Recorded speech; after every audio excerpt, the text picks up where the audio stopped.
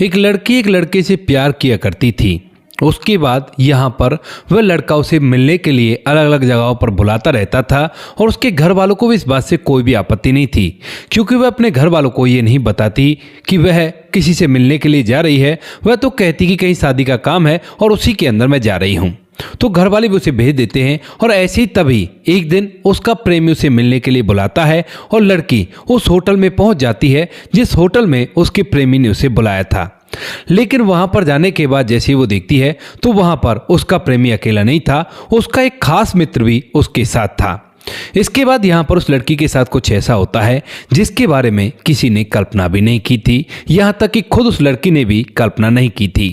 क्या हुआ था ऐसा, पूरी सच्चाई के बारे में जानने के लिए वीडियो को अंत तक जरूर देखें।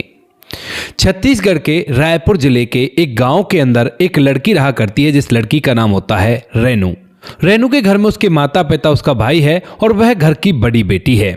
रेनू की उम्र जब 16 साल होती है तो उसी दौरान उसे अपने परिवार की कंडीशंस के बारे में पता चल जाता है, क्योंकि पिता ज़्यादा रुपया पैसा नहीं कमा पाते थे, जैसे तैसे करके घर का खर्च ही चल पाता था और ज़्यादा पैसे उनके पास नहीं थे। तो यहाँ पर रेनू सोचती है कि क्यों ना अपने पिता को सहारा लगाऊं, और इसीलिए जो रेनू होती है उसी गाँव के कुछ लोग शादियों में कैटरिंग का काम किया करते थे। तो उन्हीं लोगों से जाकर मिलती है और मिलने के बाद उनसे कहने लगती है कि आप लोग क्या मुझे भी अपने साथ काम करवा सकते हो। तो यहाँ पर वो लोग कहते हैं कि ठीक है, कोई बात नहीं, हमें कोई परेशानी नहीं है। इसके बाद जो रेनू होती है वो शादियों में कैटरिंग का काम करने लगती है और धीरे धीरे समय बीतने लगता है। रेनू पैसे कमाया करती और पैसे कमाकर अपने पिता को भी दिया करती, तो माता पिता को इस बात से कोई भी आपत्ति नहीं होती है, क्योंकि बेटी अब उन्हें पैसा कमाकर दे रही थी। धीरे धीरे समय बीतता है और समय के साथ साथ यहाँ पर रेनू जब इस कैटरिंग के काम को करती रहती है तो उसी दौरान एक शादी के अंदर उसकी मुलाकात एक हरीश नाम के लड़के से होती है। हरीश जो कि देखने में काफ़ी ज़्यादा खूबसूरत था और हट्टा खट्टा था। तो यहाँ पर जो रेनू होती है वह जब काम कर रही थी तो हरीश उसकी तरफ देखने लगता है, और जब हरीश रेनू की तरफ देखता है तो यहाँ पर रेनू भी इस बात को नोटिस कर लेती है। लेकिन फिलहाल वह इस बात पर गौर नहीं देती है, क्योंकि उसको अक्सर ऐसी मुसीबतों का सामना करना पड़ता है। जब भी वह कभी काम किया करती है तो शादी में कोई ना कोई तो उसकी तरफ इस तरह से देखा ही करता है। वह इन सभी बातों को इग्नोर करती रहती है और अपना काम करती रहती है। लेकिन यहाँ पर जो हरीश होता है जब जाता है तो जाता जाता उसे अपना फोन नंबर दे देता है। उसके बाद रेनू भी उस फोन नंबर को पकड़ लेती है और उसके बाद इन दोनों में बातचीत होने लगती है। बातचीतों के दौरान यहाँ पर जो हरीश और रेनू होते हैं वो एक दूसरे के साथ प्रेम प्रसंगों में पड़ जाते हैं और दोनों को एक दूसरे से प्यार हो गया था। अब उसके बाद क्या था, यहाँ पर ये दोनों एक दूसरे से मिलने लगते हैं और एक साथ अच्छा समय बिताने लगते हैं। यहाँ पर जो रेनू होती है वह जब काम किया करती है और हरीश को उससे मिलना होता है तो यहाँ पर वह कह दिया करता है कि कोई बात नहीं, तुम यहाँ पर आ जाओ और मैं तुम्हें इतने पैसे दे दूंगा और चिंता मत करो। अब इस बात से यहाँ पर रेनू को कोई आपत्ति नहीं होती है और वह अपना काम छोड़कर भी उससे मिलने के लिए चली जाया करती है। अब चूंकि रेनू को अच्छे खासे पैसे मिल रहे थे तो उसे अब काम की कोई भी टेंशन नहीं होती है और धीरे धीरे समय बीतता है। समय के साथ साथ इन बातों को जब काफी दिन बीत जाते हैं तो तभी अचानक से यहाँ पर जो हरीश होता है 19 नवंबर 2025 को छत्तीसगढ़ के दुर्ग जिले का एक होटल बुक करता है, जिस होटल के अंदर वह अपने दोस्त राहुल के साथ ठहरा हुआ था और वहां पर उन्होंने 2 कमरे ले रखे थे। अब तभी अचानक से जब यहाँ पर हरीश ठहरता है तो वह अपनी प्रेमिका रेनू के पास भी फोन कर देता है और उसे भी यहीं पर आने के लिए बोल देता है। अब जो रेनू होती है वह इस बात के लिए मना नहीं कर पाती है और वहां से सीधा उसके लिए मिलने के लिए निकल जाती है 19 तारीख को ही शाम के समय हरीश उसे बताता रहता है और वह सीधा छत्तीसगढ़ के दुर्ग में उस होटल में पहुंच जाती है जिस होटल के अंदर हरीश ने कमरा ले रखा था और साथ में उसके दोस्त का भी एक कमरा था। इधर यहाँ पर जो घर वाले होते हैं जब रेनू निकल रही थी तो उससे पूछते कि बेटी कहाँ जा रही है, तो वो कहती है कि पिताजी मुझे एक शादी में जाना है और दूसरे डिस्ट्रिक्ट में जाना है, हो सकता है एक दिन तो लग ही जाएगा और ज्यादा टाइम भी लग सकता है। तो इस वजह से घर वाले उसे भेज देते हैं और धीरे धीरे 19 तारीख से 20 तारीख हो जाती है और 20 से 21 हो जाती है। लेकिन 21 तक भी जब बेटी नहीं आती है तो उसके बाद जो पिता होते हैं उसके फोन पर फोन मिलाते हैं, लेकिन उसका फोन पूरी तरह से स्विच ऑफ आ रहा था। इस बात को देखकर पिता काफी ज्यादा परेशान होते हैं और सोचने लगते हैं कि कहाँ गई बेटी, क्या हुआ होगा। लेकिन कभी कभार ऐसा हुआ करता था कि जब बेटी किसी काम के लिए जाया करती है तो उसका फोन कई बार स्विच ऑफ हो जाया करता था। तो यहाँ पर पिता ज्यादा टेंशन इस बात की नहीं लेते हैं, क्योंकि पहले भी कई बार वो 3-3, 4-4 दिन घर से गायब रह चुकी है, लेकिन जब लौटा करती है तो पैसे लेकर लौटा करती है और बताती है कि पिताजी मैंने काम किया था।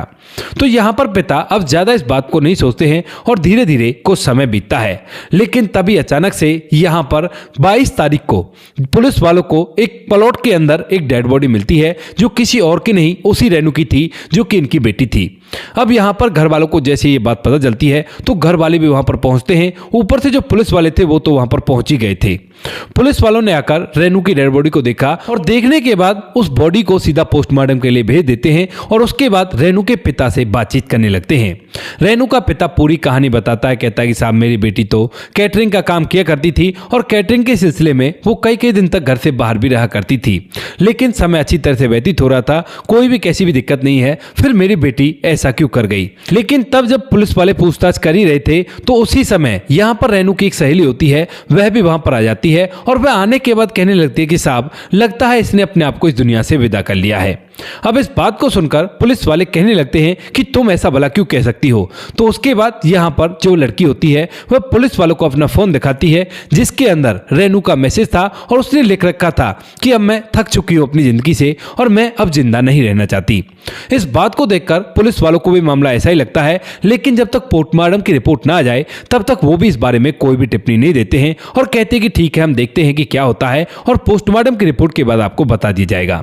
रेनू को पीएम करने के बाद उसके घर वालों को सौंप दिया जाता है, वो लोग उसका अंतिम संस्कार कर देते हैं। लेकिन जैसे ही 2 दिन बाद पोस्टमार्टम की रिपोर्ट आता है तो पुलिस वालों के एकदम से कान खड़े हो जाते हैं, क्योंकि यहां पर पोस्टमार्टम में ये तो सिद्ध हो गया था कि रेनू ने अपने आप को इस दुनिया से विदा नहीं किया है, उसको तो किसी ने इस दुनिया से विदा किया है। अब यहाँ पर पुलिस वाले जब ये देखते हैं तो उन्हें उस बुजुर्ग बाप का चेहरा याद आने लगता है और इसके बाद वो इस केस पर काम करने लगते हैं। पुलिस वाले अब इधर उधर इस बात की जांच पड़ताल करने लगते हैं कि किसने इस लड़की के साथ ऐसा किया होगा, बड़ी ही गरीब लड़की है तो इसको तो न्याय मिलना ही चाहिए। ऐसा सोचकर पुलिस वाले अपने मुखबिरों को एक्टिवेट करते हैं और चारों तरफ से ये खोजबीन निकालने लगते हैं कि ये लड़की कैसी थी और किस किस के साथ मिला जुला करती थी और कहां गई थी उस रात ये। उसके बाद जब पुलिस वाले खोजबीन करते हैं तो उनके सामने एक नाम आता है, जो नाम था हरीश। अब इसके बाद जो पुलिस वाले होते हैं हरीश के बारे में जब ढूंढने लगते हैं और उसके नंबर को ट्रेसिंग पर लगा देते हैं तो यहां पर उसकी लोकेशन बार बार बदल रही थी और उसके घर का पता तो उन्हें मिल गया था, लेकिन वहां पर हरीश था ही नहीं और वो तो काफी दिन पहले घर को छोड़कर जा चुका है और इधर उधर ही रहा करता है। अब पुलिस वाले मशक्कत करते हैं, उसकी लोकेशन का पीछा करते हैं, लेकिन इतने पुलिस वाले वहां पर पहुंचा करते उससे पहले ही इसकी लोकेशन किसी दूसरी जगह की बताने लगती है। कई बार उसके फोन बंद हो जाते हैं और कई बार फोन चालू होने लगते हैं, तो इसी सिलसिले में काफी दिन इन बातों को बीत जाते हैं। धीरे धीरे 14 दिसंबर 2025 आ जाता है। 14 दिसंबर 2025 को जो पुलिस वाले होते हैं वह हरीश को उत्तर प्रदेश के प्रयागराज से पकड़ लेते हैं। यहां पर पकड़ने के बाद जब पुलिस वाले हरीश से पूछने लगते हैं कि बताओ भाई तुमने ये सब कुछ क्यों किया, तो यहां पर जो हरीश है वो एक अलग ही कहानी बताता है। कहता है कि साहब मेरा ना अकेला मैं काम नहीं किया करता हूं, मेरे साथ पूरा गिरोह है और गिरोह के साथ मैं काम किया करता हूं और मैंने ऐसा कुछ भी नहीं किया।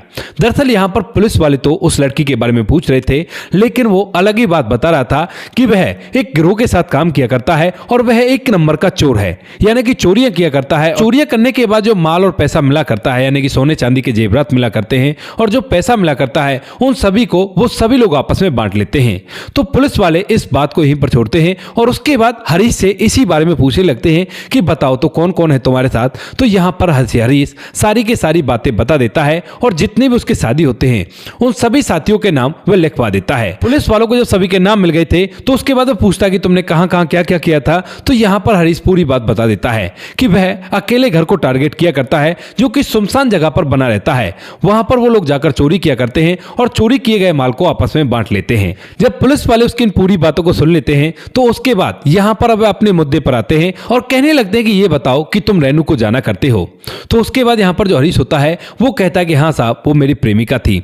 उसके बाद पुलिस वाले पूछते हैं कि उसकी इस तरह से डेड बॉडी मिली है और उसे किसी ने इस दुनिया से विदा किया है, तो बताओ तुम इसके बारे में क्या जानते हो। तो यहां पर हरीश अब इस बात को सुनकर पहले तो इस बात को इधर उधर करने की कोशिश करता है, लेकिन जब पुलिस वाले सख्ती से उससे पूछताछ करते हैं तो यहां पर जो हरीश है वो पूरी कहानी पुलिस वालों को बता देता है। कहता है कि साहब मैं और मेरा दोस्त फलानी जगह पर होटल में रुके हुए थे और वहीं पर मेरा मन किया कि रेनू को अपने पास बुला लेता हूं। दरअसल उससे मेरी मुलाकात एक शादी के अंदर हुई थी और मुझे देखने में वो काफी ज्यादा खूबसूरत लगी थी।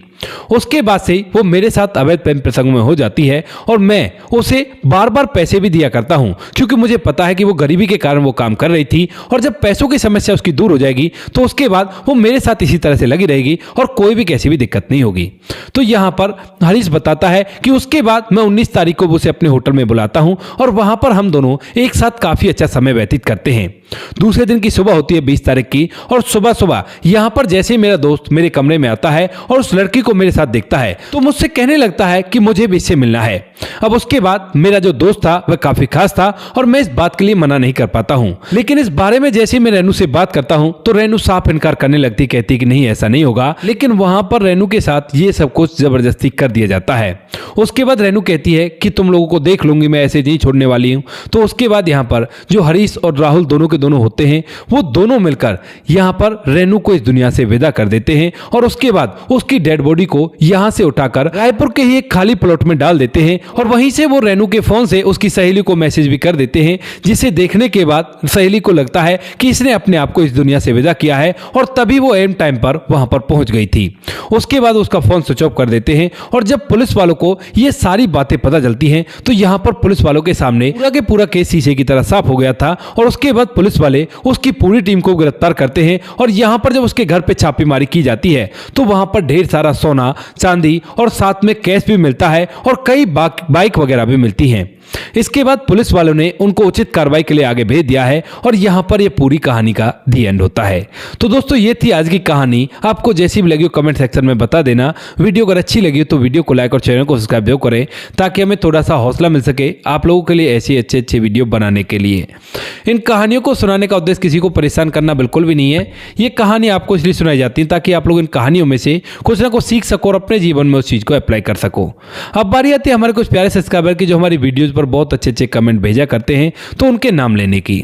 सबसे पहले हमारे साथ है गणेश वर्मा जी, जो कि जिला प्रतापगढ़ उत्तर प्रदेश के रहने वाले हैं और हमारी हर वीडियो पर अपना प्यार दिया करते हैं।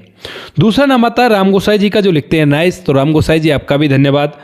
उससे आगे नाम आता है समाधान पाटिल जी का, कहते हैं कि भाई साहब मैं तुम्हारी हर एक कहानी सुनता हूं लेकिन मेरा नाम नहीं लेते हो।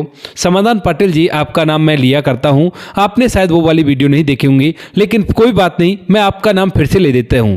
हमारे भाई समाधान पाटिल हमें बहुत ज़्यादा सपोर्ट किया करते हैं, जो कि जलगांव महाराष्ट्र से हैं और जो हमारे हर वीडियो को देखकर अपना प्रतिक्रिया जरूर दिया करते हैं।